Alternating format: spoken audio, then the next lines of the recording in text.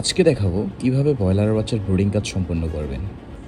এখানে দেখতে পাচ্ছেন মোট 4টি ব্রুডারের মধ্যে 2200 মুরগির বাচ্চা দেওয়া হয়েছে এবং এইখানে 2200 তাপমাত্রা নির্ধারণ করা হয়েছে। প্রতিটি মুরগির জন্য 1 ওয়াট করে তাপমাত্রা নির্ধারণ করা হয়েছে এবং 2200 মুরগির জন্য 2200 ওয়াট তাপমাত্রা দেওয়া হয়েছে। ব্রুডার প্রস্তুত করার পর আপনার প্রথম কাজ হচ্ছে ব্রুডারে মুরগির জন্য পানি দিয়ে দেওয়া। 100 মুরগির বাচ্চার জন্য আপনি সর্বনিম্ন 2টি করে পানির পাত্র দিতে হবে এবং প্রতি ব্রুডারে 400 মুরগি দিলে আপনি 8 থেকে 10টি পাত্র অবশ্যই দিতে হবে। প্রথম অবস্থায় মুরগির বাচ্চাকে যখন পানি দেওয়া হবে তখন এটার মধ্যে আপনি গ্লুকোজ মিশ্রিত পানি দিতে হবে অথবা লাইসোবিট মিশ্রিত পানি দিতে হবে। তারপর মুরগির মুভমেন্ট বুঝে আপনি আপনার ব্রুডারের তাপমাত্রা নিয়ন্ত্রণ করবেন।